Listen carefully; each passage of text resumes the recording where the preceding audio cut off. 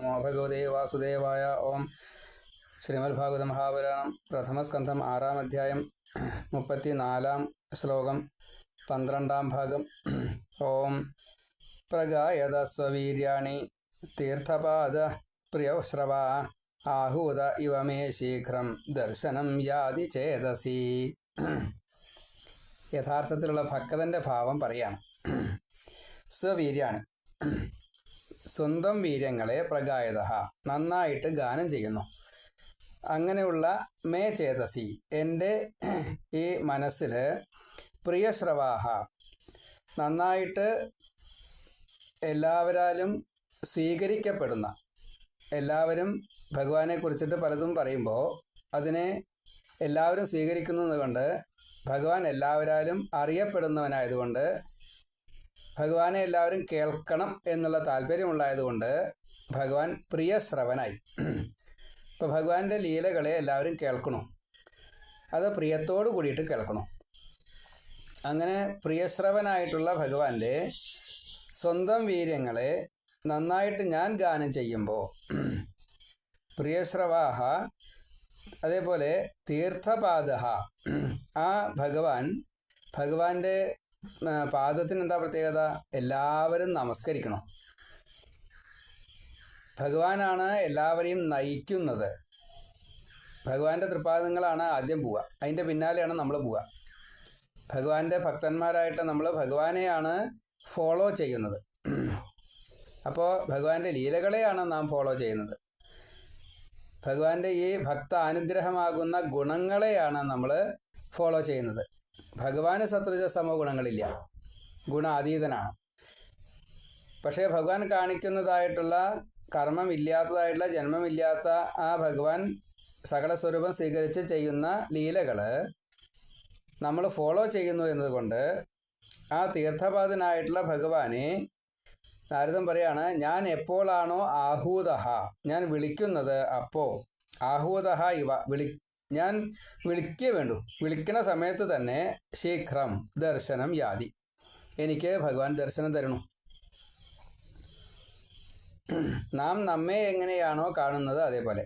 ഇപ്പം നമ്മൾ കണ്ണട തുറന്നു കഴിഞ്ഞാൽ നമുക്ക് നമ്മളെ കാണാൻ നമ്മുടെ ഒരു പരിധിയുണ്ട്, അതിൽ കൂടുതലൊന്നും കാണാൻ പറ്റില്ല, എന്നാലും അത് നമുക്ക് കാണാൻ പറ്റും.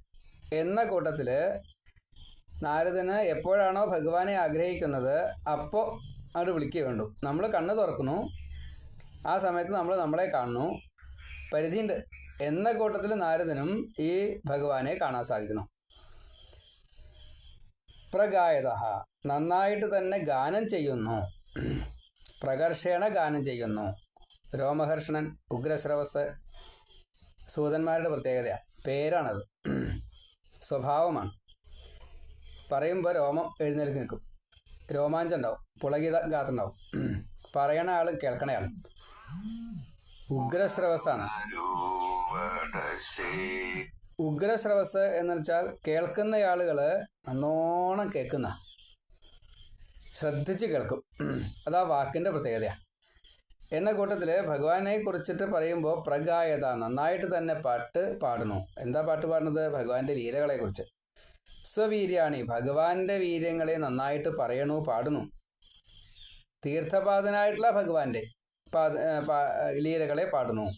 പ്രിയശ്രവനായിട്ടുള്ള ആ ഭഗവാന്റെ ലീലകളെ പാടുന്നു. അങ്ങനെ ആഹൂതഹ ഇവ, ഞാൻ ഇങ്ങോട്ട് വിളിച്ചാൽ വരുന്ന പോലെ, ഞാൻ ഇങ്ങോട്ട് വിളിക്കേ വേണ്ട, അപ്പോൾ വരും. ഞാൻ വിളിച്ചിട്ടാണോ ഭഗവാൻ വരണത് എന്ന് തോന്നും. അങ്ങനെ എൻ്റെ അടുത്തേക്ക് ശീഘ്രം, വളരെ വേഗത്തിൽ തന്നെ വരുകയും ചെയ്യും. ദർശനം യാതി, എനിക്ക് ദർശനം തരും. ചേതസി, ഉള്ളിൽ, ഹൃദയത്തിൽ. അതാണ് ഞാൻ നമ്മളെ കാണുന്ന കൂട്ടത്തിൽ എന്ന് പറയാനുള്ള കാരണം. ഞാൻ എന്നെ കാണുന്ന കൂട്ടത്തിൽ. ഇപ്പം നമുക്ക് നമ്മുടെ ദേഹത്തെയാണ് കാണാൻ സാധിക്കുക, നമ്മിലുള്ള ജീവനെ കാണാൻ സാധിക്കില്ല. അപ്പോൾ ആ ജീവൻ്റെ ഒപ്പമുള്ള പരമാത്മാവിനെ കാണാൻ പറ്റുമോ? ഇത് നാരദന് പറ്റുന്നു എന്നതാണ്. അപ്പം നമ്മൾ അന്തർമുഖത്വം, ഭഗവാനെ കുറിച്ച് ഇങ്ങനെ പാടിക്കൊണ്ടിരിക്കുമ്പോൾ ഭഗവാനെ ഒന്ന് കാണണമെന്ന് തോന്നിച്ചാൽ ഭഗവാന്റെ ഈ കഥകൾ ഏതാണോ പറയുന്നത് ആ രൂപത്തിൽ, കൃഷ്ണകഥ വെച്ചാൽ കൃഷ്ണനായിട്ട്, നരസിംഹകഥ പറയണെന്ന് വെച്ചാൽ നരസിംഹമായിട്ട്, അത്രയേ ഉള്ളൂ. എപ്പോഴാണോ ഭഗവാനെ കാണണമെന്ന് ആഗ്രഹിക്കുന്നത് അപ്പോൾ നാരദൻ്റെ മുമ്പിൽ, നാരദൻ്റെ ഹൃദയത്തിൽ അതങ്ങോട്ട് വരികയാണ്. അങ്ങനെ വരികയാണെന്ന് വെച്ചാൽ പിന്നെ പ്രഭാഷണത്തിനൊന്നും കുഴപ്പമുണ്ടാവില്ല, ഓർമ്മ കിട്ടും.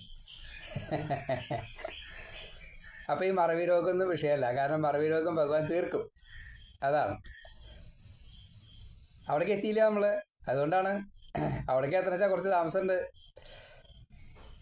മനസ്സിൻ്റേതായിട്ടുള്ളൊരു ഭാവമാണ് മറവി. മനസ്സിൻ്റേതായിട്ടുള്ള ആ ഭാവം, ഈ മറവി ഇല്ലായിരുന്നുവെങ്കിൽ നമ്മൾ ദുഃഖത്തിന് അഡിക്റ്റഡ് ആവുന്നു. ഈ ഒരു അഡിക്ഷനെ ഒഴിവാക്കി തന്നതും ഈ മറവിയാണ്. അപ്പോൾ മറവിയും അനുഗ്രഹമാണ്. എന്താ മറക്കേണ്ടത്? ലൗകികത്തെയാണ് മറക്കേണ്ടത്. മറക്കുന്നതോ ഭാഗവതത്തെയാണ് മറക്കണത്. അവിടെ കുഴപ്പം.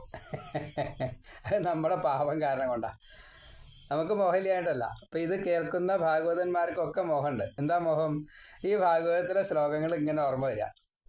ആ ശ്ലോകങ്ങൾ ഓർമ്മ വന്നത് ഭഗവാനെ കുറിച്ച് ഇങ്ങനെ സ്മരിക്കാൻ സാധിക്കുക. അതിൽ ഭഗവാന്റെ ഓരോ അവതാരങ്ങളും ഓരോ ഭക്തന്മാരും ഭഗവാനെ ആശ്രയിച്ചതും ഭഗവാൻ തിരിച്ച് അനുഗ്രഹം കൊടുത്തതും ഇങ്ങനെ ഓർമ്മ വരിക. അതിങ്ങനെ വലിയ വലിയ സദസ്സിൽ പറയുക.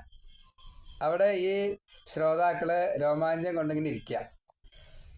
എന്തൊരു ഭംഗിയാ, എന്തൊരു സ്വപ്ന അത്.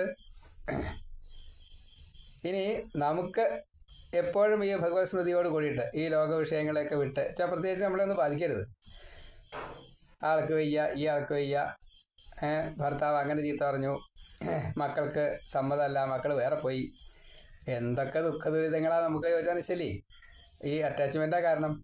അപ്പോൾ ഈ അറ്റാച്ച്മെൻറ്റാണ് ഒഴിവാക്കി കിട്ടാൻ. ഇതൊരു ആസക്തിയോട് കൂടിയിട്ടാണ് നമ്മൾ നമ്മുടെ ബന്ധങ്ങളെ കണക്കാക്കുന്നത്. ഇവിടെ നാരദനൊരു ബന്ധമില്ല, നിസ്സംഗന. അതുകൊണ്ട് ഒരേ ഒരു സംഖ്യയുള്ളൂ, അത് ഭഗവാനായിട്ടാണ്. അപ്പോൾ ഭഗവത് സ്മൃതിയോട് കൂടിയിട്ട് ഭഗവാന്റെ ലീലകളെ പാടുമ്പോൾ ഭക്തന്മാരെ അനുഗ്രഹിക്കുന്നത് തന്നെയാ പാടുന്നത് എങ്കിലും ഭക്തന്മാരെ അല്ല, ഭഗവാനെയാണ്, ഭഗവാന്റെ ലീലയാണ് ഓർമ്മ വരിക. അപ്പോൾ ഭഗവാൻ ഉള്ളിൽ നിറഞ്ഞു നിൽക്കും. അത് നിറഞ്ഞു നിന്നു വ്യാസ. അതുകൊണ്ട് അങ്ങനെ ഒരു ഗ്രന്ഥത്തെ രചിച്ചോളൂ. പ്രഗായത സ്വവീര്യാണി തീർത്ഥപാദ പ്രിയശ്രവാഹ ആഹൂത ഇവ മേ ശീഘ്രം ദർശനം യാതി ചേതസി. നമ്മളും വിളിക്കാനിട്ടല്ല, നമ്മുടെ ആ വിളിക്ക് ഇത്രയും ഉറപ്പില്ല. അപ്പോൾ ആ ഉറപ്പുണ്ടാവാൻ ഈ നാരദനെ സ്മരിക്കുക. നാരദൻ ഭക്തനാണ്. ഭക്തന്റെ പാദം പിടിച്ചാൽ ഭഗവാൻ ഉറപ്പായിട്ട് സഹായിക്കും. ഇങ്ങനെ ഭഗവാന്റെ പാദങ്ങളെ സദാസമയത്തും ചിന്തിക്കുന്ന ഒരു ഭക്തന് ഈ നാരദ ഭാവത്തിലെത്താൻ പ്രയാസം ഉണ്ടാവില്ല. പ്രഗായത സ്വവീര്യാണി തീർത്ഥപാദ പ്രിയശ്രവ ആഹൂത ഇവ മേ ശീഘ്രം ദർശനം യാതി ചേതസി. ഞാൻ എപ്പോൾ വിളിക്കുന്നതോ അപ്പോഴൊക്കെ എൻ്റെ ഹൃദയത്തിൽ ഭഗവാൻ സാന്നിധ്യം, എനിക്ക് ഭഗവാനെ മുഴുവൻ മനസ്സിലാക്കാൻ സാധിക്കുന്നു. ഇത് ഭഗവാന്റെ അനുഗ്രഹം തന്നെയാണ്. വിഷ്ണോഹോ മഹാവിഷ്ണോഹോ അനുഗ്രഹത. അതുകൊണ്ടാണ്. ഇനി 35-ാമത്തെ ശ്ലോകം. ഏതധ്യാതുരചിത്താനാം മാത്രാസ്പർശേച്ഛയാമുഹു ഭവസിന്ധുപ്ലവോ ദൃഷ്ടോ ഹരിചര്യാനുവർണ്ണനം. മുഹു, വീണ്ടും മാത്രാസ്പർശേച്ഛയ, ഈ മാത്രകളുടെ സ്പർശങ്ങളിലുള്ള ഇച്ഛ കൊണ്ട്, ആതുരചിത്താനാം, വല്ലാതെ കണ്ട് വിഷമത്തോടു കൂടിയ മനസ്സുകളെ, അങ്ങനെയുള്ളവർക്ക് ഹരിചര്യ അനുവർണ്ണനം, ഈ ഭഗവാന്റെ ലീലകളെ പറഞ്ഞ് അത് തന്നെ ആവർത്തിച്ചാൽ പറയുക. ഭാഗവതം അനവധി തവണ വായിക്കുക, അനവധി തവണ പറയുക. കാരണം 24 തവണ കേട്ടു സനകാദി മഹർഷിമാരെന്നേ. അതിൻ്റെ ഗുണ ഏത് യാതൊന്നോ ഏതത്, ഇത് ഭവസിന്ധുപ്ലവ, ഇത് സംസാര അത് മറികടക്കാനുള്ള ഒരു തോണിയായിട്ട് ദൃഷ്ട ഹി കാണപ്പെട്ടു. ഭഗവാന്റെ കഥകളാണ് ഈ തോണി. അപ്പോൾ ഭഗവത് സ്മൃതി സദാസമയത്തും നമ്മുടെ ഉള്ളിലുണ്ടെങ്കിൽ ലൗകികങ്ങളൊക്കെ വിടും. അപ്പോൾ ഈ ഭവം നമ്മളെ ബാധിക്കില്ല. കർമ്മവും കർമ്മത്തിൻ്റെ ഫലവും അത് നമ്മളെ വല്ലാതെ കണ്ട് പിടിച്ച് കെട്ടണു എങ്കിൽ നമ്മൾ ഭാഗവതന്മാരാവാൻ സാധിക്കില്ല. ഇപ്പോൾ സാധാരണഗതിയിൽ എങ്ങനെയാണ് നമ്മൾ പറയുക? നിങ്ങളൊരു അരമണിക്കൂറെങ്കിലും ഭാഗവതത്തെ ആശ്രയിക്കൂ, ഒരധ്യായമെങ്കിലും വായിക്കൂ. അപ്പോൾ ഈ ഒരധ്യായം വായിക്കാൻ എന്താ ചെയ്യുക? സംസ്കൃതം ഒരധ്യായം വായിക്കും. ഈ സംസ്കൃതം ഒരധ്യായം വായിച്ചാൽ അതിൽ എന്തൊക്കെയോ ഉണ്ട് എന്ന് മാത്രമേ എനിക്ക് മനസ്സിലാവുള്ളൂ. വായിക്കണം എനിക്ക് അതിൽ എന്തൊക്കെയാ ഉള്ളത് നിശ്ചല്യ. നേരെ മറിച്ച് സംസ്കൃതം മലയാളം നല്ലോണം അറിയാവുന്ന ഭാഷയിൽ അതിനെ ഉൾക്കൊണ്ടുകൊണ്ട് അരമണിക്കൂർ വായിക്കൂ. ഒരു ശ്ലോകയെ പറ്റിയുള്ളൂ, 10 തവണ വായിച്ചു. അപ്പോൾ അതിലത്തെ ഒരുട്ടൊക്കെ മനസ്സിലായി. അത് നമ്മുടെ ഉള്ളിലിങ്ങനെ ചക്രം കറങ്ങും. അത് വീണ്ടും വീണ്ടും കേൾക്കാനും വീണ്ടും വീണ്ടും പറയാനും വീണ്ടും വീണ്ടും അതിനെ മനനം ചെയ്യാനും സാധിക്കും. സംസ്കൃത ശ്ലോകം നമ്മുടെ ഉള്ളിൽ കയറില്ല. അത് ഏതെങ്കിലും കൃഷ്ണായ വാസുദേവായ ഹരിയ പരമാത്മനെ പ്രണതക്ലേശനാശായ ഗോവിന്ദായ നമോ നമ അത് വരും, അതേ വരുള്ളൂ. അപ്പം അത് പോരാ. നമ്മൾ പറയുകയൊക്കെ ചെയ്യും, ഭവേ ഭവേ യഥാഭക്തി പാദയോസ്തവ ജായതേ തഥാ കുരുഷ ദേവേശ നാഥസ്ത്വന്നും ഏതോ പ്രഭോ നാഥസ്ത്വന്നോ ഏതോ പ്രഭോ നാമസങ്കീർത്തനം യസ്യ സർവപാപ പ്രണാശനം പ്രണാമോ ദുഃഖശമന തന്നമാമി ഹരിം പരം. അങ്ങനെ പാടുകയൊക്കെ ചെയ്യും. പക്ഷെ അത് ഭാവം നമ്മുടെ ഉള്ളിലേക്ക് വരുന്നില്ല. നമ്മുടെ ഉള്ളിലേക്ക് വരുന്ന ഭാവം ഏതത് ഇങ്ങനെ എപ്രകാരത്തിലാണോ ധ്യാനം ചെയ്യേണ്ടത് അത് ധ്യാനം ചെയ്താൽ മാത്രമേ അത് കിട്ടുള്ളൂ. ഏതത് ഹി ആതുരചിത്താന ഏതദ്ധ്യാതുരചിത്താന എന്നാ ഏതത് ഹി ആതുരചിത്താനാം ഏതത് ഹി ആതുരചിത്താനാം ഏതദ്ധ്യാതുര ഏതത് ഹി ആതുരചിത്താനാം. ഹി എന്ന് പറഞ്ഞു കഴിഞ്ഞാൽ ഉറപ്പ്, ഏതെന്ന് പറഞ്ഞാൽ ഇത്. ആതുരചിത്തന്മാർ, നമ്മളൊക്കെ ആതുരചിത്തന്മാരാ. വ്യസനം മനസ്സിനാണ് കൂടുതൽ. മനസ്സിൻ്റെ വിഷമാണ് ഈ ശരീരത്തിനെ ബാധിക്കുന്നത്. ശരീരത്തിനെ ബാധിച്ചത് മനസ്സിനെ നേരിട്ട് തിരിച്ചും ബാധിക്കും. അപ്പോൾ എന്നും നമുക്ക് സുഖമില്ല. ഒന്നുകിൽ മനസ്സിന് സുഖമില്ല, അല്ലെങ്കിൽ ശരീരത്തിന് സുഖമില്ല, രണ്ടിനും സുഖമില്ല. അപ്പോൾ ഈ ആതുരചിത്തന്മാരായിട്ടുള്ള നമുക്ക് ഏതത് ഹി ഇത് തന്നെയാണ്. ഏത്? ഹരികഥ. ഈ ഹരികഥയെ അനുവർണ്ണനം ചെയ്യുന്നത് നാരദനാ. ഹരികഥയെ അനുവർണ്ണനം ചെയ്യേണ്ടത് നമ്മുടെ ബുദ്ധിയാണ്. നമ്മുടെ ബുദ്ധി അത് ചെയ്യുന്നുണ്ടോ? അത് മാത്രാസ്പർശേച്ഛയാ മുഹു. ഓരോ മാത്രയിലും ഇങ്ങനെ അത് തന്നെ പറയുക, അത് തൊടണം. അതായത് തന്മാത്ര, ഭഗവാന്റേതായിട്ടുള്ള ലീലകളെ ഓരോന്നിനെയും മാത്ര കണക്കാക്കിക്കൊണ്ട് നമ്മൾ പഞ്ചഭൂതങ്ങളുടെ തന്മാത്രകളാകുന്ന ശബ്ദസ്പർശ രൂപരസഗന്ധങ്ങളെ ആശ്രയിക്കണം. ആശ്രയിക്കേണ്ടത് ഹരിചര്യ അനുവർണ്ണനം, അതിൻ്റെ മാത്രകളെ ആശ്രയിക്കേണ്ടത്. അതൊട്ട് തരാവണമില്ല. അപ്പോൾ വിഷയങ്ങളെ വീണ്ടും വീണ്ടും ആഗ്രഹിക്കുന്നത് കൊണ്ടാണ് ആതുരചിത്തന്മാരായിട്ടുള്ള നമുക്ക് ഭഗവാനെ കിട്ടാത്തത്, ഭഗവാന്റെ കഥകളെ കിട്ടാത്തത്. അതുകൊണ്ട് ദുഃഖം നമുക്ക് അനുഭവിക്കുന്നുണ്ടെങ്കിൽ അതിൻ്റെ കാരണം ഈ ശബ്ദസ്പർശ രൂപരസഗന്ധങ്ങളെ ആശ്രയിക്കുന്നത് കൊണ്ടാണ്. അതിനെ ഒഴിവാക്കാൻ എന്താ വേണ്ടത്? ഹരിചര്യ അനുവർണ്ണനം. അത് നമ്മൾ ചെയ്യുകയാണെങ്കിൽ അത് ഭവസിന്ധു പ്ലവം ആണ്. ഭവസാഗരം, സംസാരം. ഈ സംസാര സമുദ്രത്തിൽ ഒരു തോണി പോലെ, ഒരു പ്ലവം പോലെ, ഒരു കപ്പൽ പോലെ അത് നമുക്ക് പൊന്തിക്കിടക്കാൻ സാധിക്കും. അതിലൂടെ അതിലിരുന്നു കൊണ്ട് ഈ സംസാരത്തിൽ തന്നെ നമ്മളുള്ളത്. പക്ഷെ മീതെ താമര ഇല ഈ വെള്ളവുമായിട്ട് ചേർന്ന് കിടക്കണു. പക്ഷേ താമര ഇലയിൽ വെള്ളത്തിന് ഒന്നും ചെയ്യാൻ സാധിക്കില്ല. എന്ന കൂട്ടത്തിൽ നമ്മൾ പൊന്തി നിൽക്കുകയാണ്. അത് ഈ പ്ലവം, ഈ തോണിയിൽ, ഈ കപ്പലിൽ കയറിയിരിക്കുക. എന്താ കപ്പൽ? ഹരിചര്യയാകുന്ന ഭഗവാന്റേതായിട്ടുള്ള ലീലകൾ. അതിനെ നമ്മൾ എന്താ ചെയ്യുക? വർണ്ണനം ചെയ്യുക, പറയുക, മനനം ചെയ്യുക, കേൾക്കുക, എന്തൊക്കെ ചെയ്യുക. ആദ്യം ശ്രോതാഭാവം വേണ്ടത്. അങ്ങനെ കേട്ട് കഴിഞ്ഞാൽ അതാണ് ഈ തോണി, അതാണ് ഈ കവചം. താമരയിലയുടെ ആ മുകളിലുള്ള ആ പോളിത്തീൻ, എന്താ വെച്ചാൽ പ്ലാസ്റ്റിക് കവറ്, അത് പ്ലാസ്റ്റിക് അല്ല. പക്ഷേ വെള്ളത്തിന് ആ പ്ലാസ്റ്റിക് കവർ പോലെയാണത്. താമരയിലയെ ചെയ്യിക്കാൻ പറ്റില്ല. അതിൽ ചെറിയൊരു സുഷിരം വീണാൽ താമരയില വേഗം കെടുകയും ചെയ്യും. നമുക്ക് സുഷിരങ്ങളേ ഉള്ളൂ.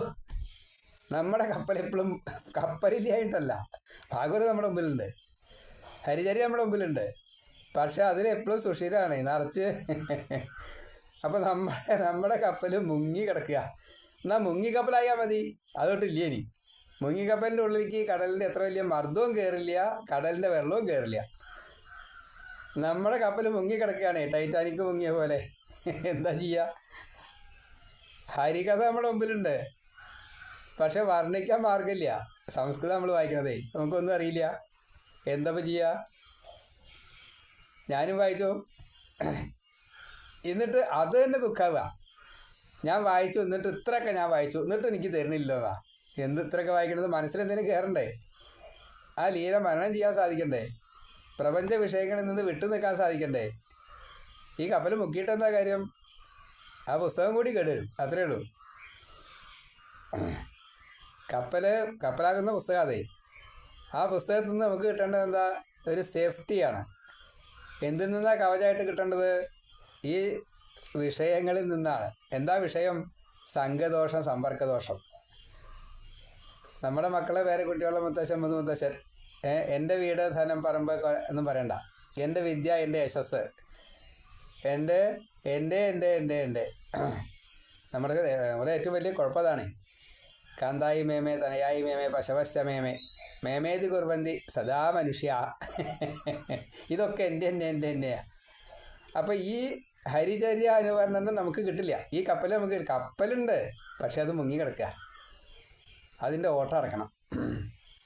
ഓരോ ഓട്ടമായിട്ട് അടക്കണം. ശബ്ദത്തിൻ്റെ ഓട്ടം അടയ്ക്കണം, സ്പർശം, രൂപം ഒക്കെ അടക്കണം, രസം, ഗന്ധം എല്ലാം അടക്കണം. അങ്ങനെ അടച്ചാലോ നമുക്ക് ദൃഷ്ടുവ കാണാൻ പറ്റും. ദൃഷ്ട നമുക്ക് കാണാം, ഒരു സംശയമില്ല. അപ്പോൾ നമ്മളെ ഇവിടെ കൊടുക്കുന്നത് വിഷയങ്ങളിലുള്ള ആഗ്രഹമാണ്. അതാണ് ഈ കപ്പലിൻ്റെ തുള. അപ്പം അതുകൊണ്ട് നമ്മൾ ദുഃഖിതരാകുക. എന്താ ദുഃഖം? മുങ്ങിപ്പോവുക. അങ്ങനെ മുങ്ങി കിടക്കുന്നുണ്ട്. അതിൽ നിന്ന് രക്ഷപ്പെടാനുള്ള ഒരു പലക തന്നെയാണിതേ. ഇത് പൊന്തി കിടക്കും, പലക പൊന്തി കിടക്കും. അതിനെ പീസാക്കിയാലും മതി. ഈ പലകയെ കഷ്ണാക്കുക. കപ്പലിൽ മറ്റ് ഘടകങ്ങൾ ഉണ്ടാവുകൊണ്ടാണ് അത് മുങ്ങിപ്പോണത്. അത് പൊന്തിക്കിടക്കാവുന്ന രീതിയിലാണെങ്കിൽ, മരത്തിൻ്റെ ആണെങ്കിൽ അത് പൊന്തിക്കിടക്കും. താമരയില പോലെ തന്നെയാണ്. അപ്പോൾ ഈ കപ്പൽ ഇരുമ്പാണെങ്കിൽ അതിൻ്റെ ഉള്ളിലെ ഇപ്പം ഇരുമ്പിൻ്റെ ഒരു പ്ലേറ്റ് ഇട്ടാൽ അത് തണുവും. ഒരു ക്യൂബ് ഇട്ടാൽ അത് തണുവും. അതിൻ്റെ അടിയിലത്തെ പ്രതലം ഇപ്രകാരത്തിൽ യു ഷേപ്പ് ആയിക്കഴിഞ്ഞാൽ അതിൻ്റെ മുകളിൽ എത്ര ഭാരം വെച്ചാലും ഈ കപ്പലിൻ്റെ സ്വഭാവത്തിൻ്റെ അവിടേക്ക് എത്തണം. വെള്ളത്തിൻ്റെ മർദ്ദത്തിന് ഈ പ്രതലത്തിൽ വരുന്നതായിട്ടുള്ള ആ ഭാരത്തിനെ മറികടക്കാൻ പറ്റാത്ത രീതിയിലുള്ള ഭാവത്തിൽ അത് മാത്രമായിരിക്കണം നമ്മുടെ കവചം. കപ്പലിന് നല്ല കനമുണ്ട്, പക്ഷെ ആ വലിയ കനം ഈ വെള്ളത്തിൻ്റെ ഉപരിതലത്തിൻ്റെ ആ മർദ്ദത്തെ അതിനെ മറികടക്കാൻ സാധിക്കുന്നില്ല. വെള്ളത്തിന് ഈ കപ്പലിൻ്റെ ഈ ഒരു ഭാഷയെ മറികടക്കാൻ സാധിക്കുന്നില്ല. അപ്പം അങ്ങനെയുള്ള കപ്പലാവണം. അങ്ങനെയാണെച്ചാലോ ഈ ഹരികഥാവർണ്ണനം എന്നുള്ളത് നമ്മുടെ മനസ്സിലാണ്ട് ഉറച്ചു കഴിഞ്ഞാൽ മറ്റ് നമ്മുടെ ഉള്ളിലേക്ക് കയറില്ല എന്ന് ഉറപ്പുണ്ടെങ്കിൽ, ഇപ്പോൾ ഭഗവാൻ നാരദൻ എന്താ കാണിച്ചു കൊടുത്തത്? തൻ്റെ ഹൃദയത്തിൻ്റെ ഉള്ളിൽ എപ്പോഴും ഭഗവാൻ നിറഞ്ഞു നിൽക്കണു. അതിൻ്റെ ഉള്ളിലേക്ക് വേറൊരു വിഷയം കയറില്ല. കല്യാണം കഴിക്കണമെന്ന് തോന്നില്ല, ധനം സമ്പാദിക്കണമെന്ന് തോന്നില്ല. നാരദൻ അങ്ങനെ ഒരു വിഷയമില്ല. അപ്പം ഇതിനെ ശരിക്കും അനുഭവിച്ചറിഞ്ഞു കഴിഞ്ഞാൽ ഈ നാരദൻ എപ്രകാരത്തിലാണോ ഉച്ചത്തിൽ ഈ ഹരികഥ പറയുന്നത്, അതേപോലെ നമ്മുടെ ബുദ്ധി കൊണ്ട് നമ്മളതിനെ ചിന്തിച്ച് നമ്മളതിനെ മനനം ചെയ്യുക, അതിനെ പറയുക, അതിനെ അനുഭവിക്കുക, പ്രവർത്തിക്കുക. അപ്പോൾ പരിചര്യാധികാരികളാണ്. ക്ഷേത്രത്തിൽ പോവുക, വായന കേൾക്കുക, യൂട്യൂബ് തുറക്കുക, വായന കേൾക്കുക. അങ്ങനെ വായന കേൾക്കുമ്പോൾ ഭാഗവതത്തിൽ ഉള്ളത് തന്നെയാണോ പറയണത്, അതായിട്ട് സാമ്യമുണ്ടോ പറയുന്നതിന്? ഇങ്ങനെ ഇത് കേൾക്കുമ്പോൾ എൻ്റെ ദുഃഖത്തിൽ നിന്ന് എനിക്ക് മാറി നിൽക്കാൻ സാധിക്കുന്നുണ്ടോ? എൻ്റെ മനസ്സ് ഈ കേൾക്കുന്നതിൽ തന്നെയാണോ ഇരിക്കുന്നത്? അത് വീണ്ടും എൻ്റെ മനസ്സിൽ വരുന്നുണ്ടോ? ഇങ്ങനെ ജീവജാലങ്ങളെ പ്രപഞ്ച വിഷയങ്ങളിൽ നിന്നും വിട്ട് എങ്ങനെ വിടണം എന്നുകൂടി മനസ്സിലാക്കി കഴിഞ്ഞാൽ അതുതന്നെയാണ് ഭാഗവതം. ആ ഭാഗവതനാവാനാണ് നാം ശ്രദ്ധിക്കേണ്ടത്. ഏതത് ഹി ആതുരചിത്താനാം, ഇതു തന്നെയാണ്. അവിടെ ഇത് എന്നുള്ളത് ഭാഗവതമാണ്, ഹരികഥാവർണ്ണനമാണ്. ആതുരചിത്തന്മാർക്ക് ഈ മാത്രാസ്പർശ ഇച്ഛയ, ശബ്ദസ്പർശ രൂപരസ ഗന്ധങ്ങളാകുന്ന തന്മാത്ര, ആ തന്മാത്രയെ തൊടണം എന്ന് ആഗ്രഹിക്കുക. നമ്മൾ തൊടല്ല, നമ്മൾ അതിനെ വിഴുങ്ങിയെടുക്കണം. അപ്പോൾ ഇവിടെ സ്പർശേച്ഛയാതേ പറഞ്ഞിട്ടുള്ളൂ, തൊടാനുള്ള ആഗ്രഹമേ പറഞ്ഞിട്ടുള്ളൂ. അതല്ല, നമ്മൾ ഈ തന്മാത്രയെ മുങ്ങിയിടണു. അല്ല, നമ്മൾ തന്മാത്രകൾ നമ്മളെ മുക്കിയെടുക്കണു, നമ്മൾ തന്മാത്രയെ വിഴുങ്ങിയെടുക്കണം. അഞ്ചും നമുക്ക് അത് മാത്രമേ വേണ്ടൂ. അതുകൊണ്ട് അതിൽ നിന്നും ഒഴിവാക്കണം. മുഹു, വീണ്ടും വീണ്ടും എന്താ ചെയ്യേണ്ടത്? ഭവസിന്ധുപ്ലവ, ഈ സംസാരമാകുന്ന ഈ കടലിനെ മറികടക്കാനുള്ള കപ്പലായിട്ട് ദൃഷ്ട, കാണണം. എന്താ കാണേണ്ടത്? ഞാൻ ഹരിചര്യ അനുവർണ്ണനം. ഹരിചര്യ, ഭഗവാന്റെ ചര്യകളെ, ഭഗവാന്റെ ലീലകളെ, ഭഗവാന്റെ അവതാരങ്ങളെ, ഭക്ത അനുഗ്രഹ ലീലകളെ അനുവർണ്ണനം ചെയ്യുക, കണ്ടിന്യൂസ് ആയിട്ട് വർണ്ണിച്ചുകൊണ്ടേയിരിക്കുക. ഇതാണ് മറികടക്കാനുള്ള വഴി. ഏതദ്ധ്യാതുരചിത്താനാം, ഏതദ്ഹി ആതുരചിത്താനാം മാത്രാസ്പർശേച്ഛയാമുഹു ഭവസിന്ധുപ്ലവോ ദൃഷ്ട, ഭവസിന്ധുപ്ലവോ ദൃഷ്ടോ, ദൃഷ്ടഃ ദൃഷ്ടോ, ഹരിചര്യ അനുവർണ്ണനം. അപ്പം ഇങ്ങനെ വാക്കിനെ ഒന്ന് മുറിക്കാൻ സാധിച്ചുവെങ്കിൽ അർത്ഥം കിട്ടാൻ വളരെ എളുപ്പമാണ്. അപ്പം അതുകൊണ്ടാണ് ഒരു ശ്ലോകം 10 തവണ വായിക്കണം എന്ന് പറയാനുള്ള കാരണം. ഒരു അധ്യായം വായിച്ചിട്ട് കാര്യമില്ല, കിട്ടില്ല. ഓരോ ശ്ലോകവും 10 തവണ വായിക്കുക. അങ്ങനെ 10 തവണ വായിച്ചിട്ട് തെറ്റില്ല എന്നുള്ളത് ഉറപ്പ് വരുത്തുക. എന്നിട്ട് വേണം വായിക്കാനായിട്ട്. അങ്ങനെ വായിച്ചാലേ കേൾക്കുന്നവർക്കും അത് മനസ്സിലാവുള്ളൂ. ഇങ്ങനെ പറഞ്ഞു കൊടുത്താലേ ആൾക്കാർക്ക് മനസ്സിലാവുള്ളൂ. അപ്പം ഇങ്ങനെയാണ് പറഞ്ഞു കൊടുക്കേണ്ടത്, അത് മനസ്സിലാക്കുക. ഏതധ്യാതുരചിത്താനാം മാത്രാസ്പർശേച്ഛയാമുഹു ഭവസിന്ധുപ്ലവോ ദൃഷ്ടോ ഹരിചര്യാനുവർണ്ണനം. ഇപ്പം നമ്മൾ 34, 35 2 ശ്ലോകങ്ങളെ ഇപ്പോൾ പറഞ്ഞു. അത് 6-ാമത്തെ അധ്യായത്തിൽ, പ്രഥമ സ്കന്ധത്തിലെ 6-ാമത്തെ അധ്യായത്തിൽ, അതിൽ 12-ാമത്തെ ഭാഗമായിട്ട്. ശ്രീ ഗുരുവായൂരപ്പ ശരണനാരായണ.